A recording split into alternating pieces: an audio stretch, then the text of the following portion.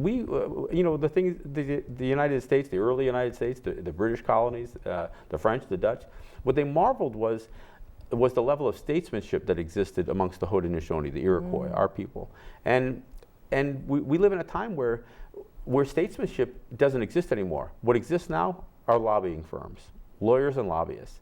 And I'm saying, if we're going to utilize a lawyer or a lobbyist, then I need them to be a doorman. You open the door, let some brown faces in the room, and we'll have a conversation. I like that. I like that.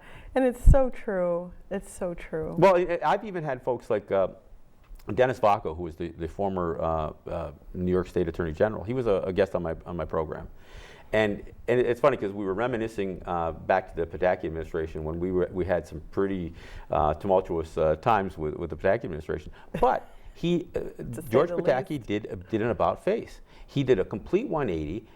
And Dennis Vacco was recalling when he got the phone call from the governor, and the governor said, "Look, I'm going to shift positions on this thing."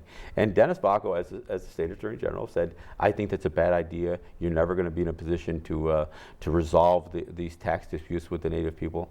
And so that was the position that Dennis Vacco had then. When he was a guest on my show, and this was only a few months back, he said, "I don't share that opinion anymore." He says, "I realize the very things that you're talking about in this program, the ability to sit down and have a conversation, the ability to join sides at a table, and even if you don't resolve the conflict immediately, if there is a conflict, if you just are willing to have the conversation, if you're willing to at least present your position, eventually, if you keep talking at it, you'll either talk it to death and the issue becomes null and void anyway, or you come up with solutions. Some understanding too. If the state has an issue with us, then let's address what your issue is, not whether you think your laws supersede our culture and our existence. That's not the issue. Isn't this so true? You know, as a coach, I'm always talking with people about trying to come together, looking from another perspective, not just coming from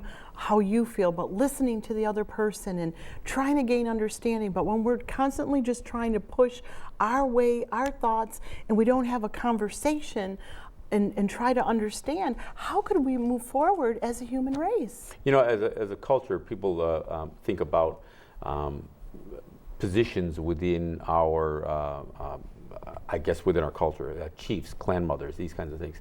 The word for that we had for chief was Rurionisu, and what it means was he is placed on a path. And so the role of that person was not to be a leader. That role, the role of that person was to gather the minds.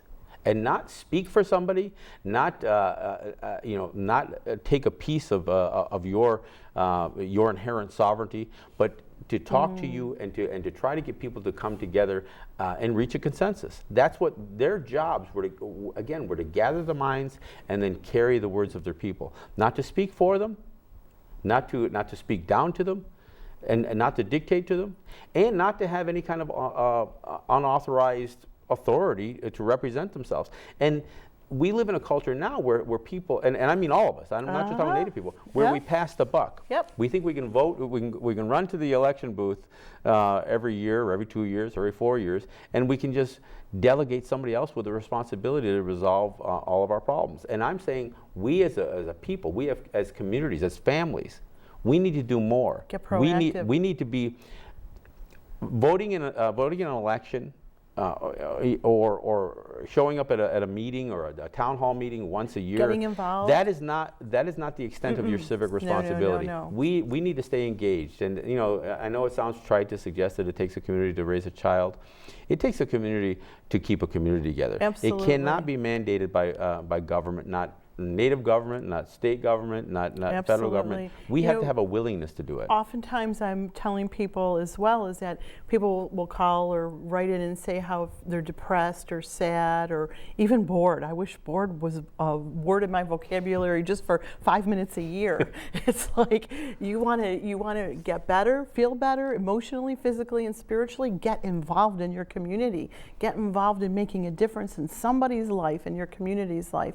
And I have to say, I wanted to touch one other subject. The time is just flying by so fast, and I don't want to leave. Well, there's going to be lots of stones unturned, but I'm just. I'll come back. Oh, good, good. I'm so glad, because I would love to do this every week, just about.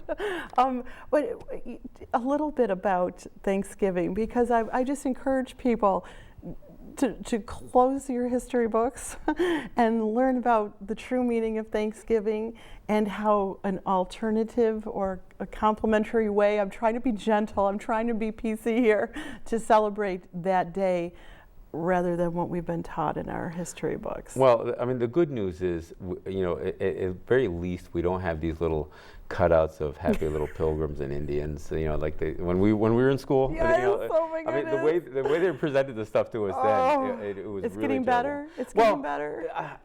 At least there's not so much of that. But I think there is an acknowledgement that there's been a misrepresentation about what Thanksgiving on the U.S. side is. We have always had these things. We have always been, in fact, we have 4 major, what we call festivals, which are really, and again, for lack of a better word, Thanksgivings, they're acknowledgements of the seasons, of what the seasons, and obviously the harvest one, the one this time of year, is oftentimes one of the more joyous ones, because you're reaping the benefit of everything that you've put your work into.